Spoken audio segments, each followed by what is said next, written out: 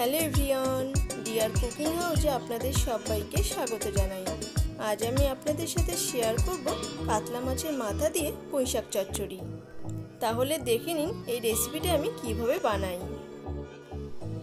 এখানে আমি মিষ্টি কুমড়ো, আলু আর তাজা পুঁইশাক নিয়ে নিয়েছি। এবার এই সবজিগুলোকে কেটে নিতে হবে। দেখুন, কুমড়ো আলু পুঁইশাকটাকে খুব ভালোভাবে কেটে ধুয়ে পরিষ্কার করে নিয়েছি। এখানে আমি বড় সাইজের একটা কাতলা মাছের মাথা নিয়ে নিয়েছি। মাথাটাকে 3-4 টুকরো করে এভাবে কেটে নিতে হবে। মাছের মাথার মধ্যে প্রথমেই দিয়ে দিচ্ছি স্বাদ অনুযায়ী লবণ, হলুদ গুঁড়ো,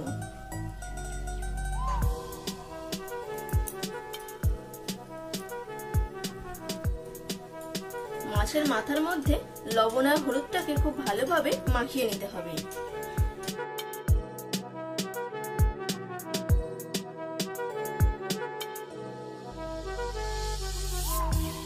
গ্যাস অন করে কড়াই বসিয়ে দিলাম।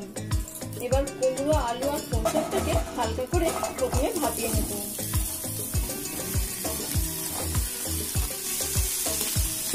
উপর থেকে ছড়িয়ে দিচ্ছি লবণ।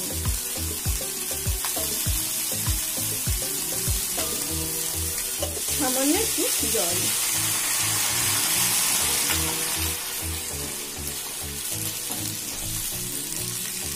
হালকা করে একটু নাড়াচাড়া করে নিচ্ছি।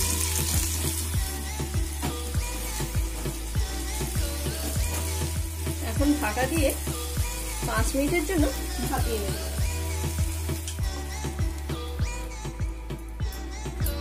5 মিনিট পর ফিরে এলাম।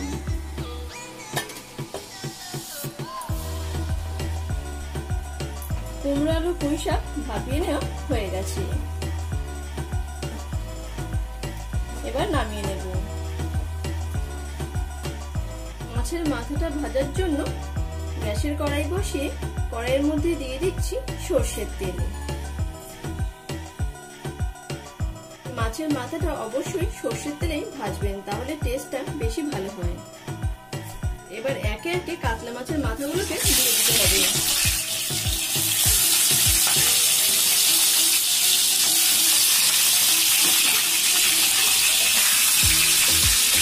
কাতলা মাছের মাথাগুলোকে এপিট ওপিট উল্টে খুব ভালোভাবে লাল লাল করে ভেজে নিতে হবে। কাতলা মাছের মাথাগুলোকে এবারে উল্টে দিচ্ছি।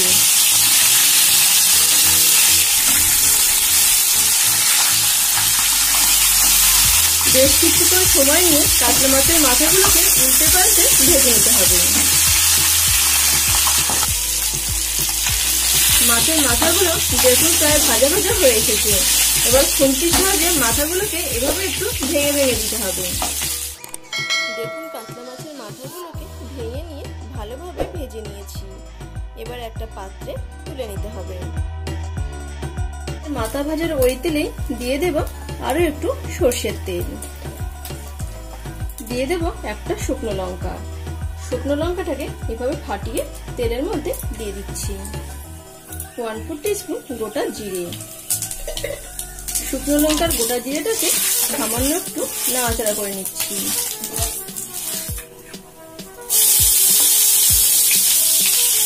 এখানে আমি 2 মিডিয়াম সাইজের পেঁয়াজ কুচিয়ে নিয়েছি। রসুন বাটা। পেঁয়াজ আর রসুনটাকে তেলের সাথে নাড়াচাড়া করে 2 থেকে 3 মিনিট সময় ধরে ভাজা ভাজা করে নিতে হবে, যতক্ষণ না পেঁয়াজ রসুনের কাঁচা গন্ধ চলে যায়। পেঁয়াজ আর রসুনটাকে 2 মিনিট সময় ধরে ভাজা ভাজা করে নিয়েছি। দিতে হবে আগে থেকে সেদ্ধ করে নেওয়া পুঁইশাক, আলু আর কুমড়োটা। ফোনের সাথে পুঁইশাক, কুমড়ো আর আলুটাকে নাড়াচাড়া করে মিশিয়ে নিচ্ছি।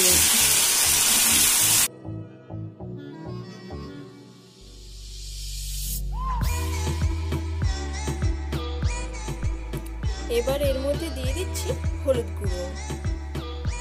এখানে আমি 1.5 চামচ হলুদ গুঁড়ো দিয়ে দিলাম। স্বাদ অনুযায়ী লবণ, তবে লবণটা একটু বুঝে দেবেন, যেহেতু সবজিগুলো সেদ্ধ করার সময়ও আমি লবণ দিয়েছিলাম।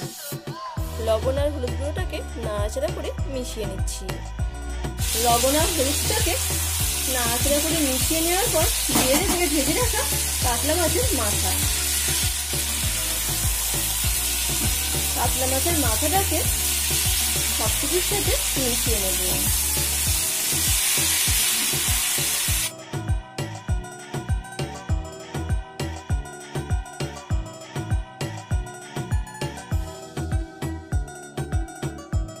মশলাগুলো দিয়ে দিচ্ছি। প্রথমে দিয়ে দিতে হবে জিরে গুঁড়ো, ধনে গুঁড়ো,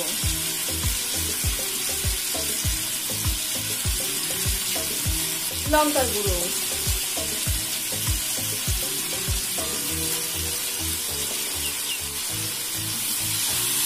মশলাগুলোকে নাড়াচাড়া করে মাছের মাথা আর পুঁই শাকের সাথে মিশিয়ে নিচ্ছি। এখন মশলাটা দেওয়ার পর 3 থেকে 4 মিনিট সময় ধরে খুব ভালোভাবে কষিয়ে নিতে হবে। এইভাবে কষিয়ে নেওয়ার জন্য কিন্তু এই রান্নার টেস্টটা বেশি ভালো হয়। এখানে আমি একটু সময় নিয়ে এটাকে কষিয়ে নিচ্ছি। যত ভালোভাবে কষাবেন রান্নার স্বাদ তত ভালো আসবে। সবকিছুকে খুব ভালোভাবে কষিয়ে নিচ্ছি। এবার দিয়ে দেবো জল।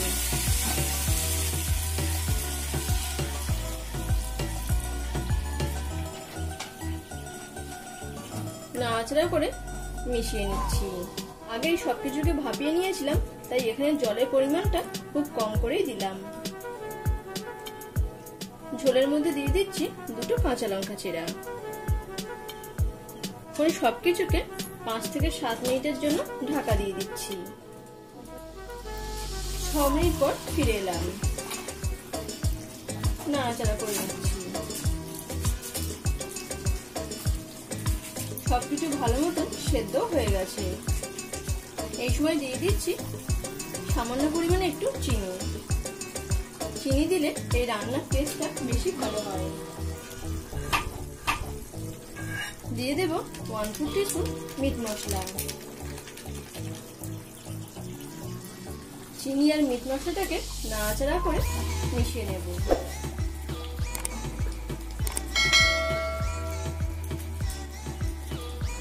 আরো 2 থেকে 3 মিনিট রান্না করে নিতে হবে। আবারও 2 মিনিট পর ফিরে এলাম। মাছের মাথা দিয়ে পুঁই শাকের চচ্চড়িটা প্রায় রেডি হয়ে এসেছে। সবশেষে দিয়ে দেব 1/4 টিস্পুন গরম মশলা গুঁড়ো।